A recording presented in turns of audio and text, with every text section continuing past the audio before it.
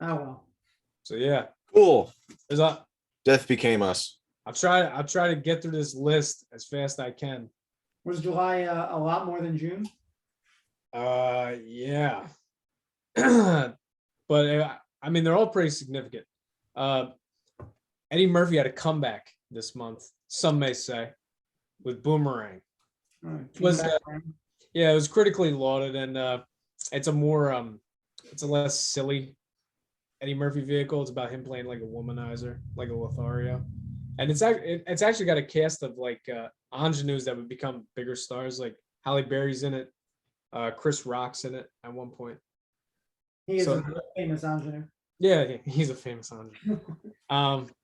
But I remember it being pretty good. I don't know how it would hold up now, but it's Eddie playing an adult as opposed to a smart aleck.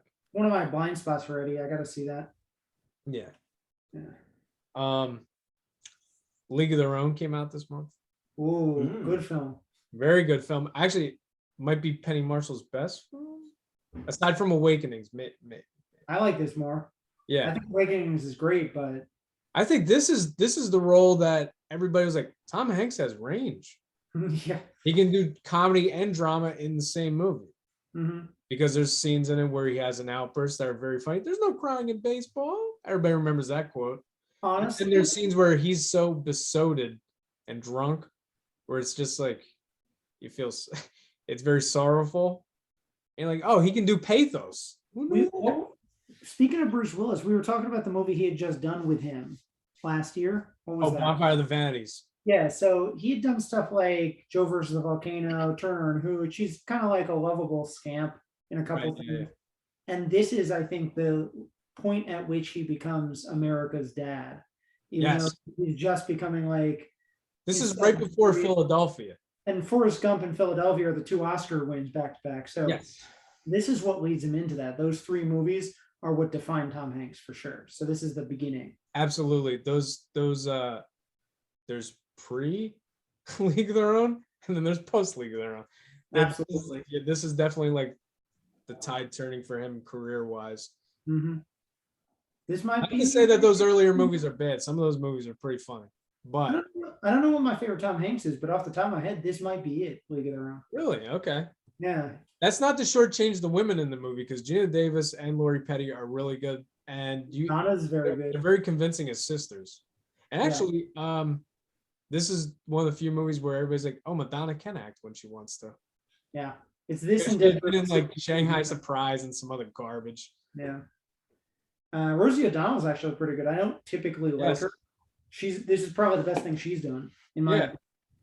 So actually, I feel like a lot of people forgot about this movie. This could have been a contender for our spotlight of the month too.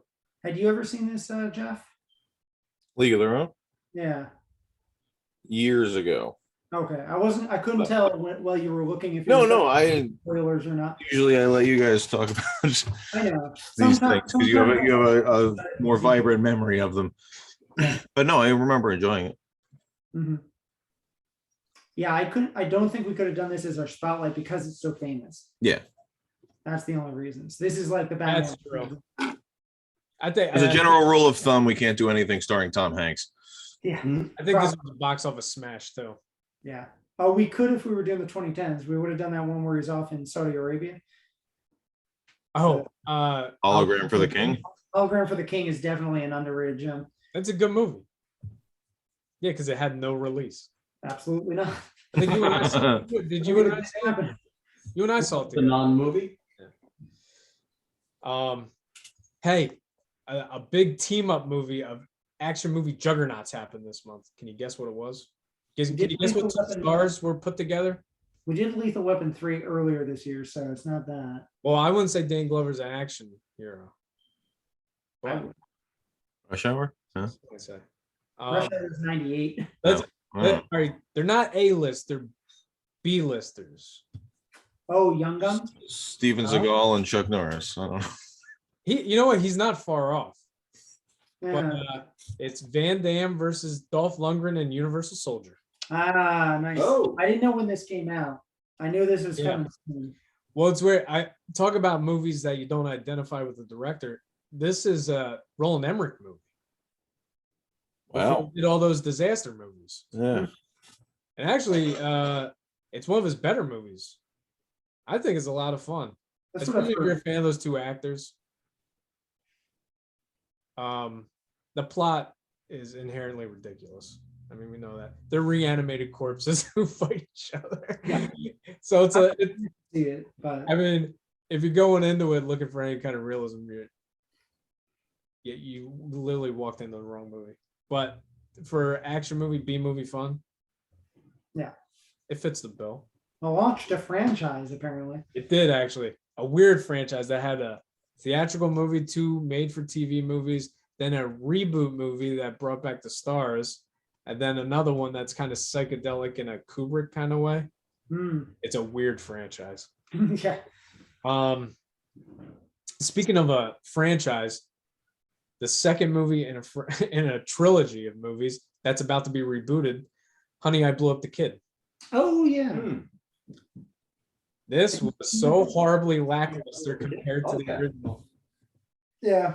I don't know. Did you guys see it when it came out? Because I saw it in theaters, but I saw it on home video and I hated it. I remember seeing it on home video and I loved it because I was appropriate age for it, I think. Sure. Then I got terrified. I was terrified of the Las Vegas Strip for years after that. Yeah. Because the kid got electrocuted by the fucking guitar on the or whatever. Whoa, you know, I forgot about that. You remember set pieces. You have memory for some of these. Yeah, 100-foot baby's just crying. I'm like, oh God, what is? And I'm like, what is this? 92? I was 4. Yeah. That got embedded in his memory. I remember liking this fine. I remember there was a moment that I can't think of, but I remember thinking it was a good point to have in a sequel. Something that the dad does because he's realizing how out of hand this is getting. Is like, how can this happen a second time? Yeah. And I've done it. How can the same thing happen to the same guy twice? You're slowly seeing Rick Moranis like just grow out of wanting to do this. Yeah. This is like he was like, oh God, can I retire already? Where's Peter Scolari? Oh, did he take over?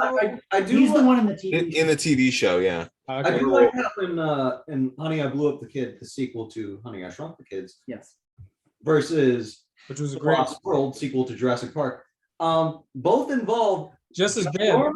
Ginormous creatures getting tranquilized, gunned. Sure. Wait, they drank the baby? Yeah, they drank the baby. Did they drink the baby, or did they just give him like a big old bottle? Not than I do. No, they totally snipe his ass from a helicopter. Yeah. He gets the bottle later. They had like a missile-sized bottle or something. Yeah. Yeah. But and once again, like with every other franchise, I've seen the sequel first. So I saw Honey, I Blew Up the Kid before I saw Honey, I Shrunk the Kids. I actually How do you feel about how you I saw it in order. What? How do you feel about the original? The original was good. I mean, I felt in much the same way because I also saw Short Circuit 2 before I saw Short Circuit. So I saw like the more goofy, kid-friendly one first. So that when I went to the original, I'm like, this is weird. I don't know if I like it because it's not. You went in the right order. You shouldn't even watch Short Circuit because it sucks compared to Short Circuit 2. Short Circuit 2 is great.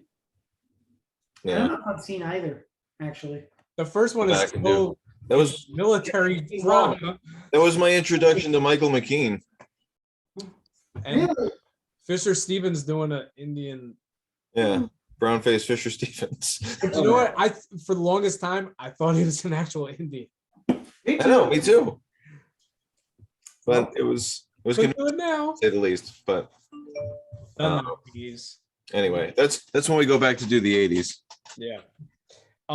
So I'm just gonna bring this up because this is a Jack Nicholson movie that I don't know if anybody likes.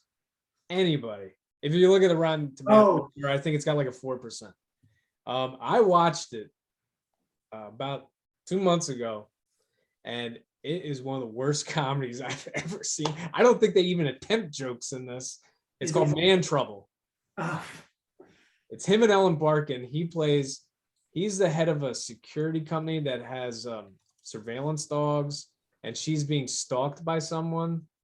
It tries to be a thriller and a comedy, kind of in the way Man of the Year was. and it succeeds at neither. Mm. I feel like there are portions in this was like before Judd Apatow, so I think there are portions where they're just like improvising the dialogue. They're going completely off script, and I'm sorry to say, Jack can't work miracles when he has no script. It's the sad part is it's a reunion for the Five Easy Pieces main players. It's the same writer, director, and star. Oh boy. And that movie's brilliant, and this is garbage. That's my favorite Jack Nicholson. It's a great movie. Five Easy Pieces, not Man Trouble. Five Easy Pieces, not Man Trouble. This is a weird movie. I guess John Lovitz had 2 movies out this month. Really? He had a bigger role in Mom and Dad Save the World. What's the first one? He's in A League of Their Own. Oh, right. I forgot about that. He's got some of the funniest stuff in there. Yeah. Yeah, Mom and Dad Save the World. A guy we don't like to talk about anymore. Jeffrey Jones was the main star of this. He was Dad. Ooh. Yes, and there are kids on the set in this movie. But anyway, moving on. it's a sci-fi comedy. Doesn't stick the landing. John Lovitz is the main villain. He's got a shaved head. He kind of looks like Marvin the Martian. Mm-hmm. It did nothing at the box office, and it's been rightfully forgotten in the sands of time. But we didn't choose that to hope that. Yeah. Robin Harris. Does anybody remember Robin Harris, the comedian? We talked about this back in 1990 because they were supposed to have this happen. I think back when we used to do like deaths of celebrities, we brought his death up. Yeah, he was. If anybody remembers House Party, he was the father of Kid, and he passed away during the production of Bebe's Kids, which was an animated movie based on his life. And they got Faison Love to come in and do recording sessions as his character. And I don't know what they used of him and what they used of Faison Love, but it's seamless in the final product. The movie itself's not that great, but as like an epitaph, if you want to watch it for just to remember Robin Harris, it's not. Is he in Do the Right Thing? Am I remembering correctly? He could be. He was in a few things back in the early 90s before he passed away. I'm going to check on this just to make sure, but I'm pretty sure he's one of the guys that's like sitting against the wall that they come to for advice. Oh, Radio Raheem and all that? Yeah. Yeah, they walk by the 3 elders. I think he's one of the elders, but I'm not 100% on that. So I'll cut this out if it's. leave your false trivia in there. Yeah, exactly. But now that takes us to Poster Boy. Perfect. So I can just cut to Poster Boy if I'm wrong. How dare you? You're that. I do it all the time. How dare you? Okay. So it's almost a popular. This thing, obviously, it's a live action animated crossover. I didn't see anything. Don't worry about it. So they're in front of a blue haunted house. There's some gangster looking fellow with a gun being held back by an animated Marilyn Monroe type. Looks like, just a Jessica Rabbit knockoff. And it looks like there's wee little hands in the bottom of the door frame. I knew you'd catch something. I was doing this while I was falling asleep last night. I just figured at the beginning of this I'd make a mush, so you weren't like giving away right away. There's a demon house, like a door knocker gargoyle thing above the door that's also blurred out. So I'm like, maybe that's important. Okay, so I'm guessing this is some sort of. Oh, and also it looks like the building is either on fire or a portal to another dimension. Bit of despair. So there's a lot going on here. I'm gonna unblur the bottom just so you can purple. Yeah, the purple suited gent. I'm getting some real. Okay, there's more tunes. This seems like, I feel like this is one of those movies that was definitely meant for adults, but McDonald's got the rights for the toys anyway. I mean, it still looks pretty cool. It does. Like, it's definitely a lot of, you know, if the Roger Rabbit folks did more acid, like they just kept going and had another round or two. There's like a creepy thing with a pineapple hat. There's a giant gorilla. There's a mohawk. There's a purple dude with whipped cream hair. I don't know. This is definitely. What would you A, think the plot of this would be, and B, what would you call it? The plot of this is basically Roger Rabbit, but more adult themed, and they come from a portal to hell instead of just existing normally. Like Toontown is literally through this haunted door. Pretty hot take. And someone had to sacrifice. Like this is when all of the tunes that were sacrificed to the dip in the first movie bore this thing. It's just all in the same universe. And then it's also just playing off of the idea that people might want to see it because of Roger Rabbit. So yeah, or at least right about that. Definitely playing off of this. But there's more of like a gangster crime thing with it because this guy's very clearly either in the mafia or undercover in some. I don't think they really established that, but you're kind of close enough. He says it. I feel like it's Val Kilmer. It's not Val Kilmer. Or that's a good guess, though. Do you have any other ideas? Do you have any other ideas about who that is? Because okay, but Al Pacino. No. I would love if it was Al Pacino. Brad Pitt. I'm good because I'm going off of the hair too. Brad Pitt. No, it's not. Got it. He got it. What? Yeah, that's who it is. Holy crap! Yeah, so 2 movies in a row where it's a ridiculous film. That and a ridiculous haircut. Yeah, I kind of blurred out the hair this time so you wouldn't know it immediately because he has this hair that he does. It'd be funny if Jeff guessed it was Vanilla Ice. And I was like, oh, that would have been funny. Yeah, that kind of looks like it. Yeah. So I'll give you this just because you didn't name a name yet, right? But this catchphrase won't have anything. Is it stay tuned? It's not stay tuned. No, oh, but it's speaking of Jeffrey Jones. Hollywood, if she could, and she will. I don't know if you could see this, but like Ralph Bakshi's name is in there. It is. Yeah. Hollywood. I don't think that's going to help him. Yeah. I didn't even bother blurring Ralph's name out. Really? I would have thought that'd be. I didn't expect Jeff to know what this was based on Ralph Bakshi. No. Yes, I know I've seen these characters before. This poster is popular, even if it sucks. I thought it was a fever dream. So yeah, it kind of is. Yeah. Have you seen it, Tristan? This is a Garbage Pail Kids movie. You're one of the cool kids if you've seen it. It's not the Garbage Pail Kids movie. I know that much. Jeff, you're a whole world apart. A whole world apart. What would you call this? Without Jimmy's hints. It's like my second time dropping the same hints. Toon World. I don't know. Oh, Cartoon. You got half of it. Yeah, I'll do this because now we know it's Brad Pitt. He looks horribly photoshopped. You should have kept it blurred. He's a floating head.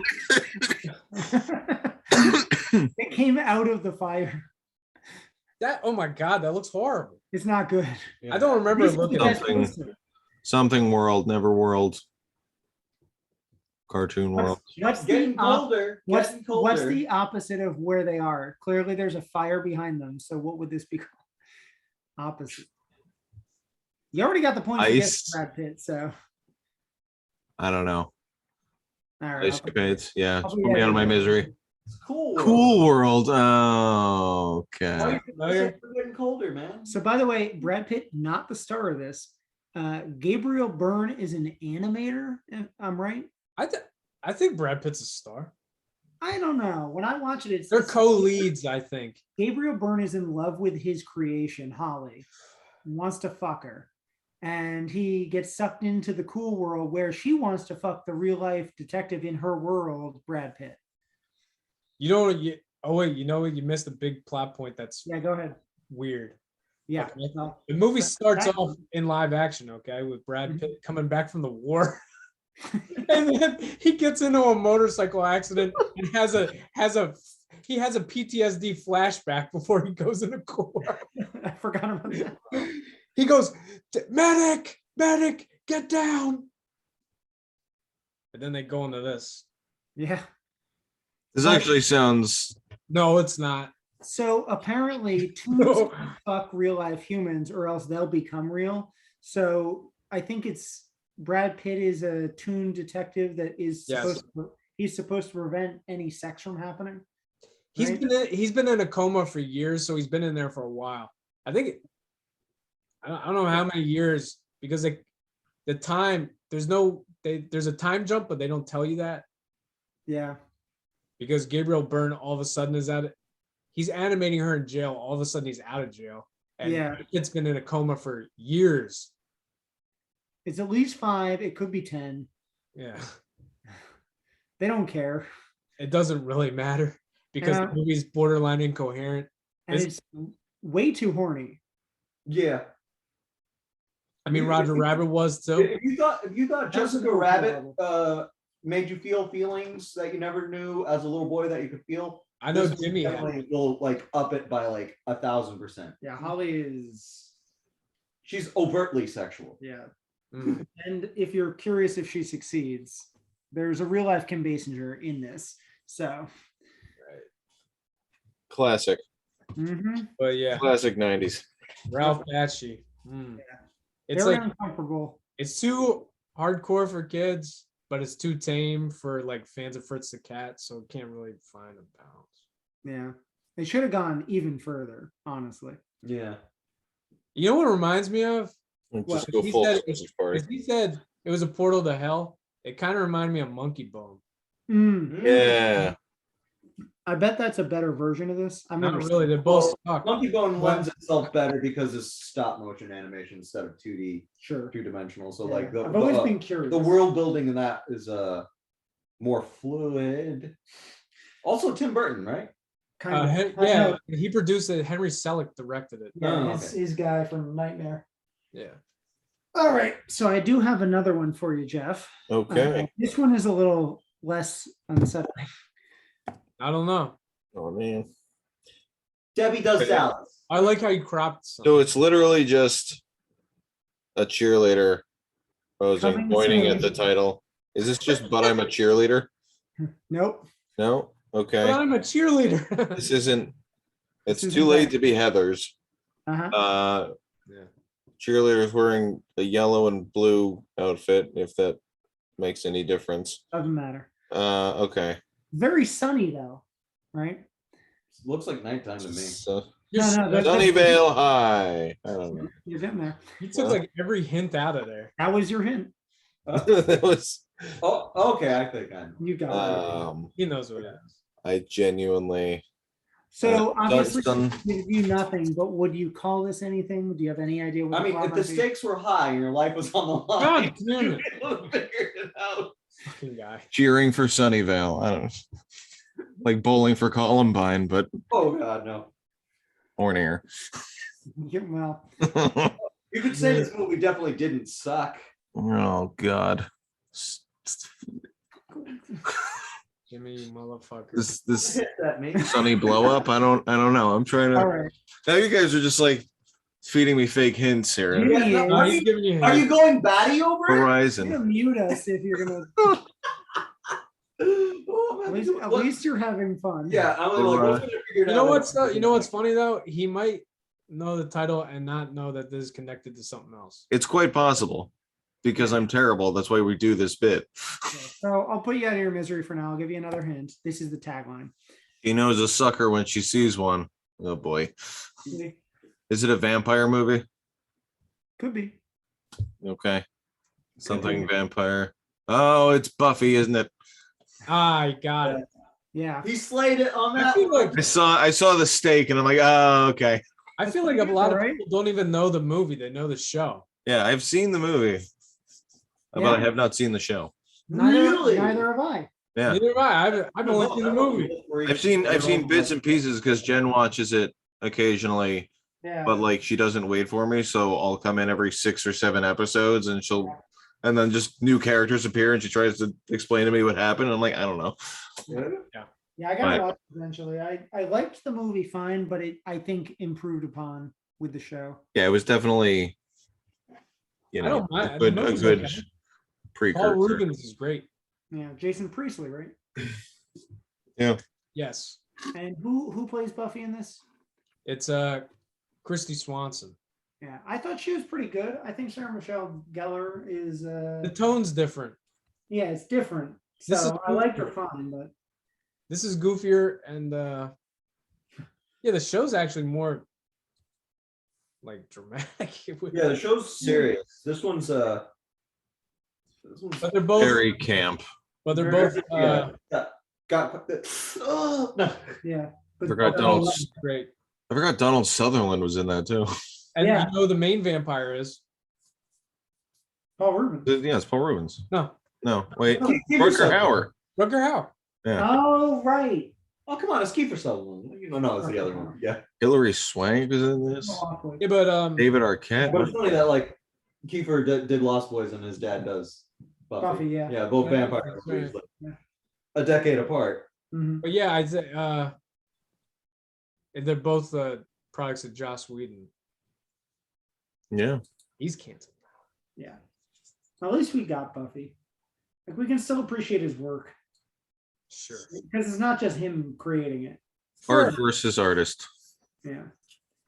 But this one was good. Yeah, I like Buffy. Camp extraordinaire. I guess we moved on to Speaking of horror comedies. earlier. I guess we were talking about it beforehand. We were trying to decide who we would cover because we have 3 dynamite stars in this, but given the recent trend we've had in the last few episodes of memorializing actors, unfortunately, Bruce is almost not with us because he's been diagnosed with aphasia, and so he's been forced into retirement. Well, tell people what that is. It's a sort of a form of dementia where you can't coherently express yourself. You can't remember things, words specifically, so it doesn't help if you're an actor. You're not going to be able to remember your lines. You can't even express what's going on, so you can't say, I'm forgetting something. So it'll only obviously get worse for him.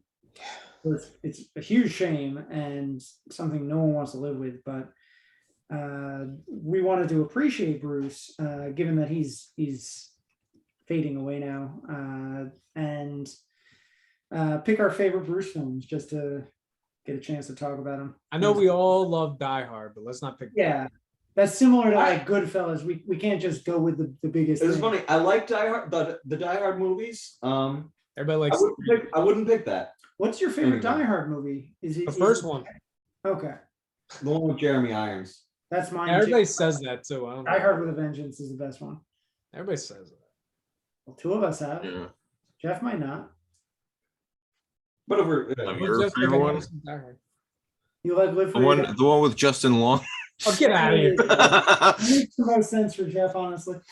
that No, was very, very Yeah. no, I'm kidding. I am a fan of the first one. Yeah. Can't. But for non-Die Hard films, Unbreakable. He was in a lot of Wes Anderson. I'm just gonna right off the bat, like I'm going Unbreakable. yeah. That's a good one. Well, I already got a top 3. Oh, you already Yeah, I got, already got a top okay, 3. you didn't even need to look at the list. Yeah, I mean, Bruce Willis. Come on. That's good. Let me Unbreakable. He was in. He was in Unbreakable. Over the Hedge. I forgot. Yeah, he's Yeah, great. he He was was. RJ. They're both gone now. Again, like Unbreakable is more it's a muted, very silent, quiet performance by him, contemplative, Mm-hmm. and not something we're used to with him. And it's him as a superhero, which everybody's like, oh man, I can't wait to see Bruce Willis play super. Very unconventional. And the movie itself, just the movie itself is fantastic. There's so many good ones.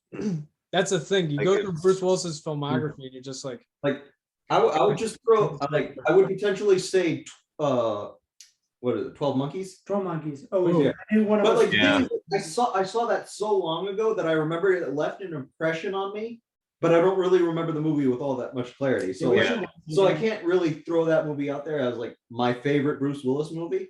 Yeah. But like I'm kind of torn between like his 2 sci-fi movies, Looper or Yes. Oh man, Looper was so good. yeah. Yeah. The only thing that holds The the Fifth Element is a classic for me. is those unnecessary prosthetics they put on Joseph Gordon-Levitt. They didn't need to do that. Yeah. I know it's a simple choice. It's a popular choice, but he's honestly my favorite part of Pulp Fiction. Okay. I'm being serious about that. Like, I like everyone in that, but Christopher Walken starts off that sequence when you want to care about the watch, but the scene with him in the taxi cab, he gets to play. It's all kind of done across a green screen because Tarantino's trying to do like no dialogue, confession sort of thing, Yeah. and you're just getting an info dump about what happened. You don't get to see his boxing match, Yeah. but from the moment you see him with Ving Rhames, when Jules and John Travolta come in to talk to him, you're like, who's this guy? You want Vincent, you want to see what the boxing match is going to be. But the taxi cab, you get to see him pained that he doesn't follow through on what he's supposed to do. And you know, in rewatches, how important that scene is. It seems boring at first, but like he really sells it in that scene. There's a lot of scenes where he has no dialogue. Right. Like, for instance, when he goes back to save Marcellus, Mm-hmm. he choosing which weapon to get. Yeah. It's incredible. And that Zed's dead baby. Yeah, not Best line of the movie. That's true. That's the coolest line of the movie. Willis's part and the end scene in the diner. Those are like Those are best. those are the top. Like Yeah. Yeah. Tim Roth is underrated in that film too. Wow. Also, yeah. I mean, in a film full of great performances. True. So, Oh, that's yeah, he's definitely my favorite in that movie. Now that I'm talking about it, that's going to be my choice. Okay. Yeah. I was very much a fan of he was in Moonrise Kingdom too, which That was going to be mine. had an effect on me. You can have it. So I'll say Moonrise Kingdom. Because I also, going off of the whole discussion we had earlier, I like when he does comedies, even when it's not supposed to be, Wes Anderson is like, it's a comedy, but everybody plays it straight. Right. Yeah. I mean, my other choice, Fifth Element, like this is a good combination of comedy and action and Yes. sci-fi, and like he pulls it off. Yeah. He has good timing in Moonrise Kingdom, by the way. Mm. Like, you think Bill Murray's going to handle everything when he pops in, but it's Bruce Willis that steals the movie. Yeah. Him and Ed Norton. Yeah. Yeah. And he has really good timing with Lulu. Yeah, I mean, like with like his acting, he has more facial expression in that movie. Whereas like all his other like action movies, he has more of a serious, stern, stoic look. Yeah. But like For the Die Hard movies, got Fifth Element, he's just like, oh come on, really? Again, this is bullshit. I gotta save the day. And you know like, what's funny? Jeff brought it up, and I think it's probably DreamWorks' best animated movie, which is Over the Hedge. Yes. I love Over the Hedge. Yeah. I still listen to that soundtrack to this day. Lost in the Ben Supermarket. Folds 5? It's like it was Ben Folds and oh my god, I can't remember the other guy right now, but like it's still one of the greatest like movie scores ever, like animated or otherwise. Mm-hmm. It's just well done. But yeah, He voice a baby in a movie. That's the Look Who's Talking. yes. He made great cameos in movies like Ocean's 12. That's the best part of that movie. Player. Lego movie, was it 2? I think it was 2. I never saw the second one. Yeah. The Expendables. Of course, yeah. Expendables. And I bet a lot of people don't know this. He was the voice of the main villain in Beavis and Butthead Do America. I didn't know that. Yeah. I never seen it. He was in Circling back to Die Hard movies. Which one? The one where he's like in Russia and he's like, I'm the James Bond of Plainfield, New Jersey. We don't talk about that. Oh come on, that's like the best part. What are you talking about? That movie doesn't exist. It's the only good part. Doesn't exist. Yeah. What? Plainfield or The movie. I mean, it totally exists. Central Jersey doesn't exist. Luckily, that was in the trailer, so we all got to see that. Yeah. I forgot he was in Vice. Oh, Sin City. No. That's in the fourth one. That's in Jeff's Die Hard. Yes. Where Kevin Smith shows up. Yeah. No, he punched a jet. Does he punch a helicopter in the fifth one? I'm just saying that. He Geez. punched it with a rocket. Yeah. I mean, the 90s, unfortunately, the last few years haven't been too kind of Bruce. Yeah. Because we're gonna ignore cash grab movies because it turns out it was more for his medical. I mean, now we know why he was stockpiling money for this garbage movies. Well, we also, Tristan and I had an interesting experience a few years ago because we didn't because he was doing Misery on Broadway when that was happening. I didn't. Yeah, well, that was the thing because there was a whole thing where everyone was just like shitting on him because he was using an earpiece because he couldn't remember his lines, and now we know why. Right. But we didn't actually get a chance to see the show. We went to go see something else that night. We went to go see Blackbird with Jeff Daniels and Michelle Williams. And after the fact, we went to it started to snow or rain or something. So we went to Sardi's, which is like across the street. And that's one where like they've got all the sketches of all the caricatures of the actors and stuff. Is that like Broadway restaurant? So we went upstairs. We're sitting at the table. All of a sudden, this like bald guy in a plaid flannel walks by, and we all just kind of stop our conversation because Jen was telling us some story, and we all just stop and look at each other, and they're like, "Is that Bruce Willis?" He's just like walking over. He was like, buying people drinks at the bar, like trying to talk to people, and there was like a velvet rope on the other side, and we see this other short woman, and we're like, is that Laurie Metcalf? Did we just crash the Misery cast party? But it was cool because it was like, we were just very close to him just accidentally. Yeah, he didn't come over to us and buy any drinks, but yeah, we didn't bother him. We were just like, this is kind of shared eye contact as he walked. Apparently he doesn't like fans. I stole a picture. But there weren't a lot of people there, so we yeah, or he wasn't bothered by the amount of people there. Yeah, that's a couple at the bar and us three, maybe another two at another table. It was very not crowded I think we went on like a Tuesday night or something, so it wasn't. We had been upstairs. I think downstairs had been full, and that's why we ended up going upstairs. They're like, you can slip up there and order food up at the bar, so we lucked into that. But he, I don't know. He seemed like a nice enough guy. Yeah. And I'm glad he got to at least do some Broadway. Yeah. And regardless of whether the last few years have been good, I mean, we can all agree he's left behind a huge vault and catalog of great movies. So yeah. What do we all land on? I had Pulp Fiction. Jeff had Moonrise Kingdom. What did you two have? Unbreakable. Yeah. Oh, I was kind of having it and going in between Fifth Element and Looper. I'll give you Looper. Yeah, Fifth Element, because like the more wider range, like I said, facial expression, so like better acting. Like whereas like Looper, he's kind of that stoic, stern guy that he usually is. It's for but sure. Looper, but Looper is a good movie. But like if I'm gonna go with like Bruce Willis performance, it's gonna be Fifth Element. Yeah, because Looper is just Bruce Willis being Bruce Willis, and the performance is really on Joseph Gordon-Levitt. Yeah, he's got to mimic Bruce Willis. Yeah. It's still a good movie. But it's like, still one of my favorites. Yeah, good choices all around. Also, Sixth Sense, but I've never seen it. We didn't even bring up Sixth Sense, and I that would have been my third choice. I've never seen it, so the funny part is he used to get lumped in with like the other investors of Planet Hollywood, like Stallone and Schwarzenegger, who were doing mostly action movies.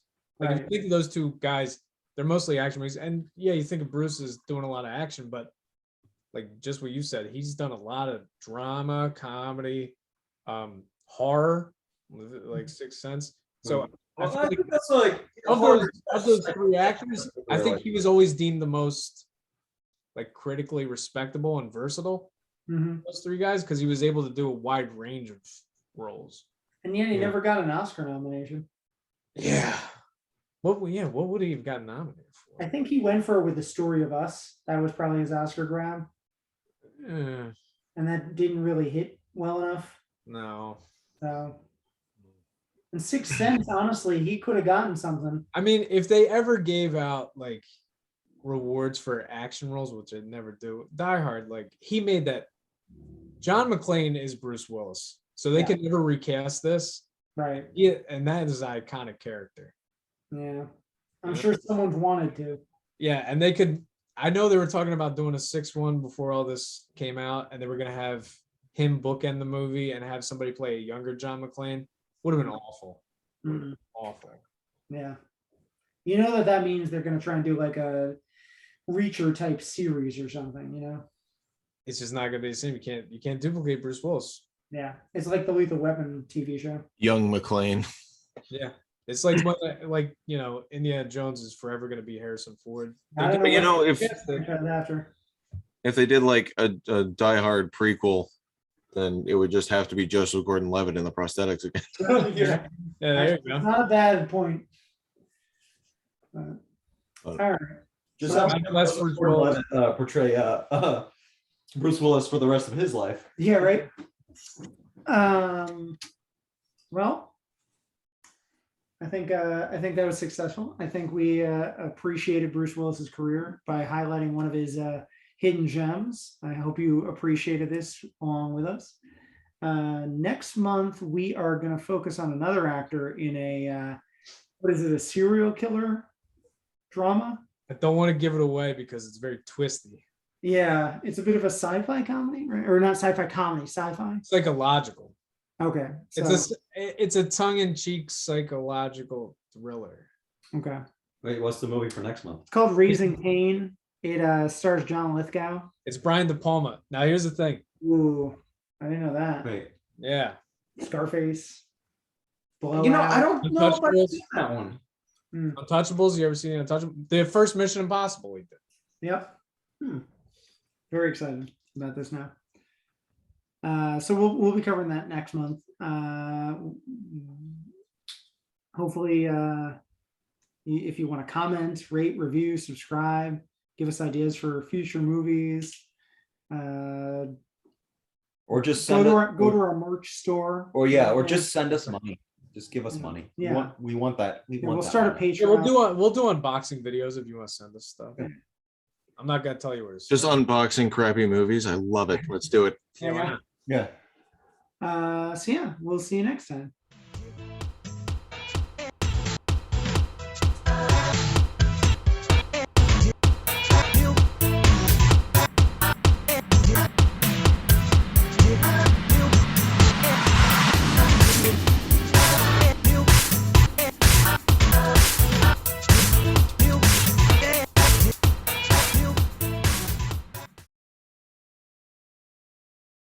Wow.